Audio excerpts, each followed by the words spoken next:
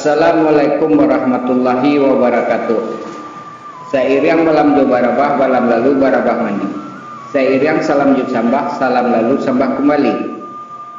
Unsana bina mustika jaya namo cintoi bersama kita di video keliko. Semoga unsana ambona namo cintoi selalu berada dalam keadaan sehat walafiat. Amin ya rabbal alamin. Aku ingin sakinah bersamamu. Anzala sakinah fi qulubil mu'minin liyazdadu imanan wa imanihim.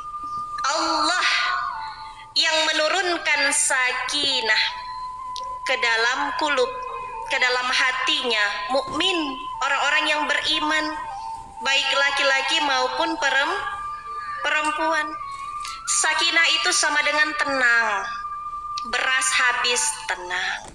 Anak rewel, tenang. Suami belum dapat pekerjaan yang baik, tenang. Kenapa dia bisa sakinah hatinya dengan keterbatasan yang ada? Karena ternyata sakinah itu yang menurunkan bukan suami. Sakinah itu yang menurunkan bukan istri. Tapi siapa yang menurunkan sakinah?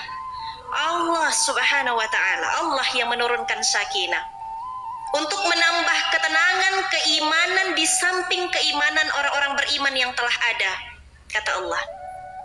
Jadi dalam kehidupan rumah tangga nanti, yang pertama kali harus kita dekati siapa? Allah subhanahu wa ta'ala. Di Quran surat Ar-Ra'd, Quran surat 13 ayat 28, apa kata Allah? Ala bidzikrillah itatma'innul qulub.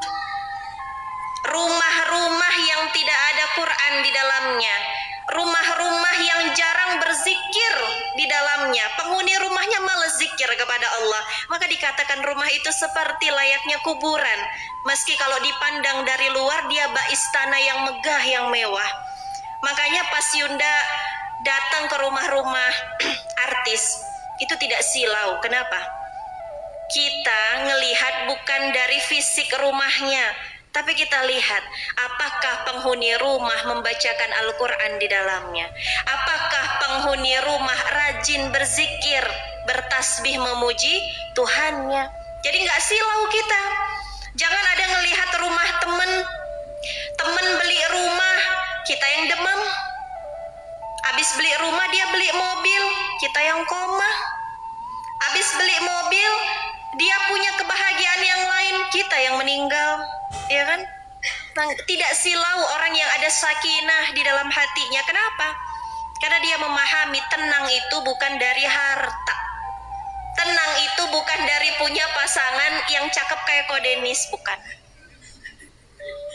Tenang itu bukan dari punya pasangan yang dieluh-eluhkan banyak wanita, bukan. Justru itu ujian. Tenang itu bukan dari mendapatkan seorang pasangan yang jabatannya dihormati banyak orang, bukan. Tenang itu punya Allah. Maka minta kepada Allah agar Allah turunkan ketenangan itu ke dalam hati kita. Betapa banyak kasus perceraian yang kalau kita teliti, mereka itu orang kaya loh, betul nggak? Uangnya cukup, sehari-hari untuk makan cukup, tapi kenapa masih bercerai? Banyak kita lihat kasus-kasus perceraian itu bukan dari kalangan orang biasa.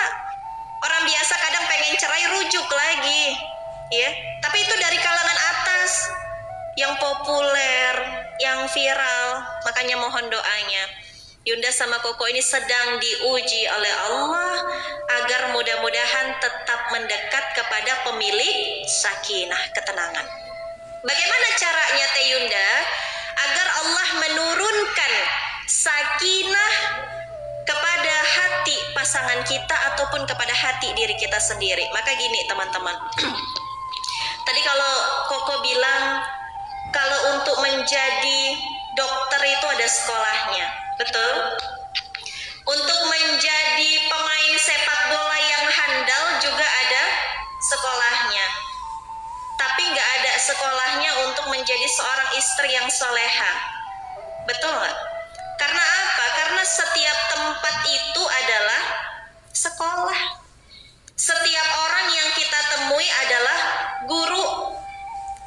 artinya syarat agar kita mendapatkan sakinah dari Allah, kita harus menjadi pribadi yang tawadu. Apa teman-teman? Tawadu. Apa arti tawadu itu?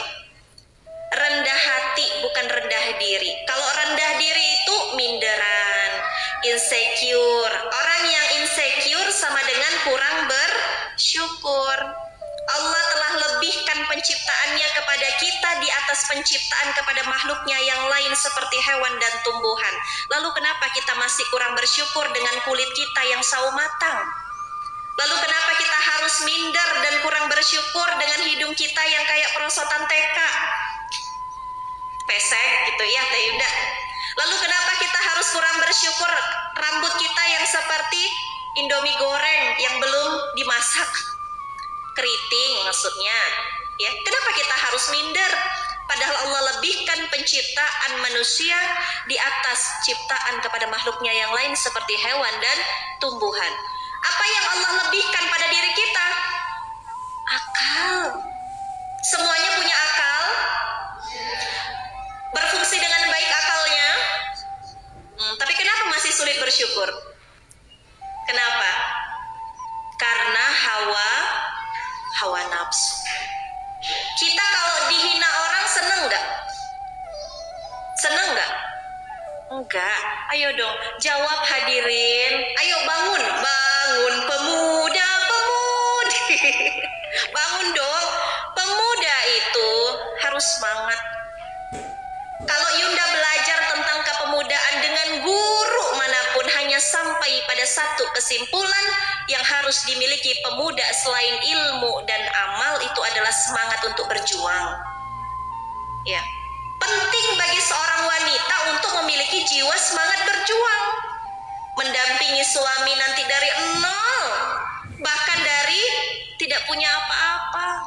Dan penting bagi seorang suami untuk memiliki jiwa semangat berjuang saat dia harus menafkahi anak orang. Kalau apalagi ditambah dia punya anak lagi sendiri, harus memiliki jiwa semangat berjuang. Ya, jangan males.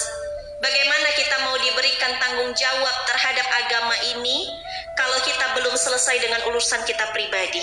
Jadi harus sudah selesai dulu dengan urusan kita pribadi. Sepakat? Sepakat? Yunda doakan yang semangat mengikuti kajian ini, Allah ijabah hajat-hajatnya insyaallah. Amin, langsung semangat. Kenapa ya kita itu baru semangat ketika itu menguntungkan untuk diri kita sendiri, dan kita kurang semangat kalau itu hanya untuk menguntungkan orang lain atau tidak menguntungkan diri kita sendiri. Jangan-jangan kita sudah kena paham kapitalis. Apa itu paham kapitalis? Ada yang tahu nggak? Ada yang tahu? Buya ada ini nggak? Masih ada nggak angpau? Nah, kita kan kemarin belum sempat halal bihalal ya, mungkin dengan sahabat-sahabat kita yang di Bandung. Nah, ini masih ada THR sedikit dari kita. Coba, ada yang tahu paham kapitalis itu seperti apa? Ini jangan-jangan kita tanpa sadar kita udah kena paham ini. Itu orang-orang yang merasa kalau dia tidak diuntungkan dia nggak mau datang. Aku dapat apa baru aku mau datang. Itu paham kapitalis tuh, yang segala sesuatunya disandarkan dengan materi. Aku temenan sama Ko Denis, dia bisa ngasilin apa buat aku? Aku nikah sama dia, dia bisa ngasih apa buat aku? Hati-hati. Padahal sebagai seorang mukmin, sebagai seorang muslim, kita melakukan sesuatu hanya karena Allah. Kita balik lagi. Untuk Allah kirimkan ketenangan pada diri kita, maka milikilah tadi sikap tawadu. Bagaimana sikap yang tawadu itu, Teh Yunda? Tawadu itu adalah merasa bahwasannya dirinya tidak memiliki kekuatan apa-apa kecuali Allah yang tolong dia. Contoh, kita di rumah nggak ada beras nih, sudah berumah tangga, masih awal-awal nikah, suami masih jadi pengangguran. Kalaupun ada penghasilan, biasanya mungkin karena jual buku, sehari-hari hanya pendapatan 250.000 rupiah. Tapi banyak Yunda saksikan, mohon maaf, ustadz, ustazah, guru-guru kita yang dulu penghasilannya tidak jelas, ya, mereka mampu sakinah dalam rumah tangganya. Kenapa? Karena istri sakinah hatinya, suami sakinah hatinya. Nah ini nanti kenapa suami bisa sakinah? Karena istri di rumah sakinah. Kuncinya ini kita perempuan. Yunda kasih faktanya. Kenapa seorang pejabat yang rumahnya banyak, mobilnya banyak, tapi masih pengen korupsi? Kenapa? Karena istri di rumah tidak sakinah. Nggak tenang dia, emasnya baru 2. Nggak tenang dia, rumahnya baru 5, sementara teman-temannya punya rumah 10. Itulah yang memaksa suami untuk mengambil hak orang lain, untuk berbuat zolim kepada orang lain maupun dirinya sendiri. Makanya Rasulullah Muhammad SAW berpesan kepada laki-laki dan perempuan dalam hadis yang sahih, ya, hadis riwayat Ibnu Majah dikatakan, dan juga hadis riwayat At-Tirmizi.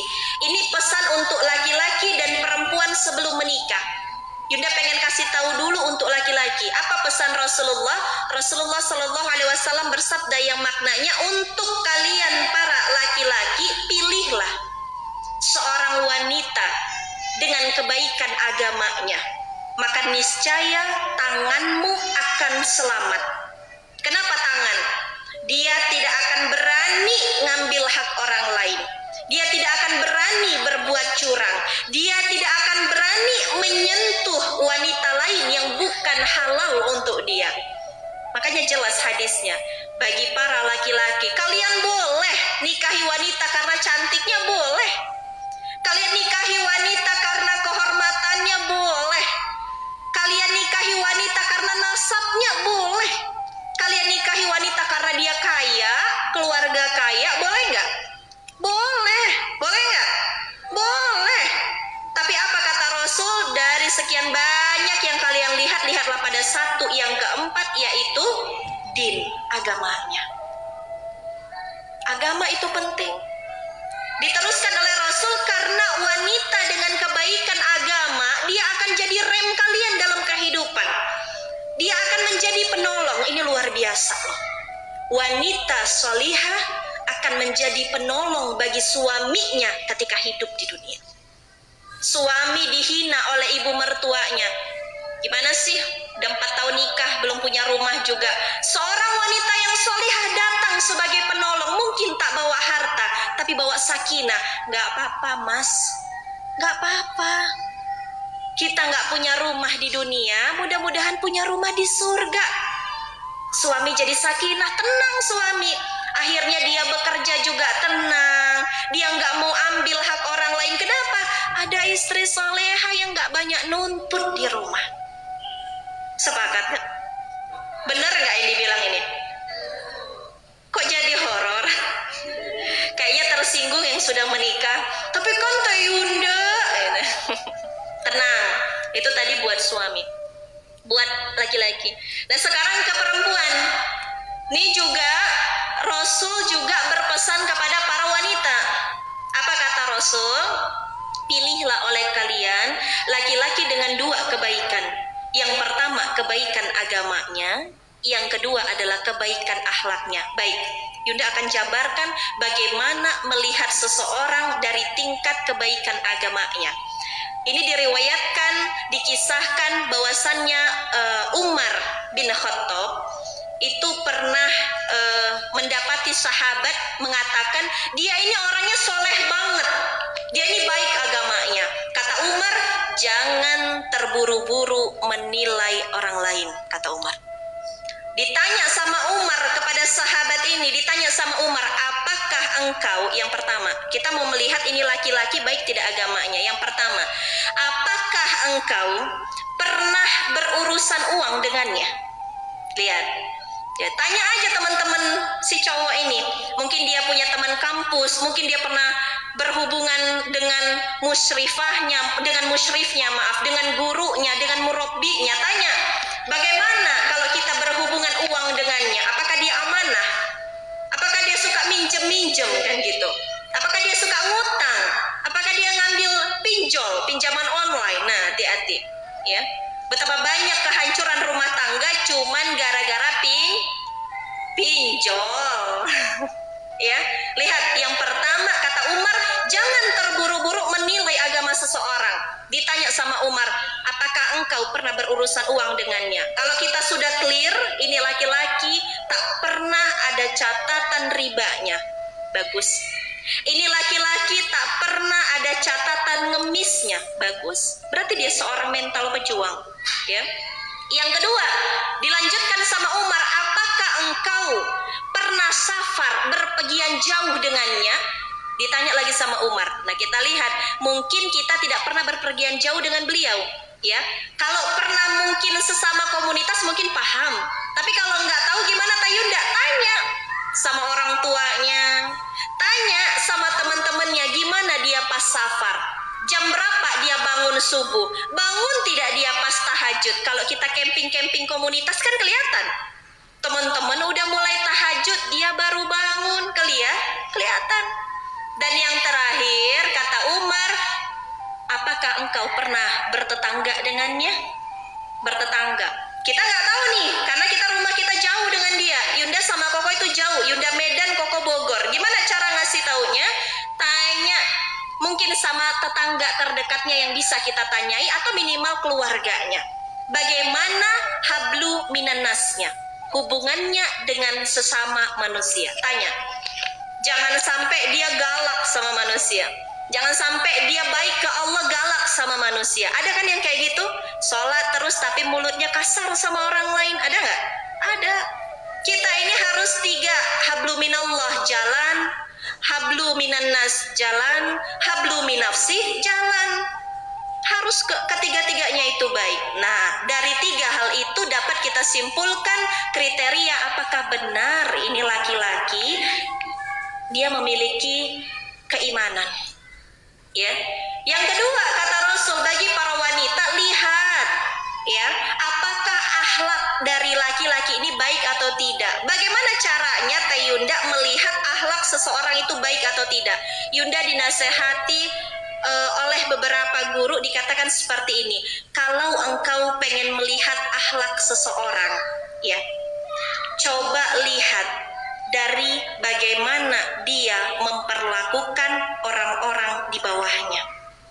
Dia jadi guru, lihat bagaimana dia memperlakukan muridnya. Dia jadi pemimpin, lihat bagaimana dia memperlakukan karyawannya. Dia jadi suami, lihat bagaimana dia memperlakukan istri dan anak-anaknya. Jangan sampai di luar bagus, megah, di rumah kacau, kasar sama istri, ya. Maka lihat. Atau mungkin dia mau bangun rumah, ya, lihat di luar dia dipuji-puji orang, lihat bagaimana perilakunya kepada tukang-tukang yang sedang bangun rumahnya. Kalau dia sopan, kalau justru dia tawadu, ya, tadi poinnya adalah tawadu. Nggak apa-apa Pak, sampai tukang bilang, Pak gak usah repot-repot buatin saya minum, nggak apa-apa Pak. Kalau dia punya sikap tawadu, nggak apa-apa. Ini Pak minumnya, wah ini laki-laki emas ini seperti ini.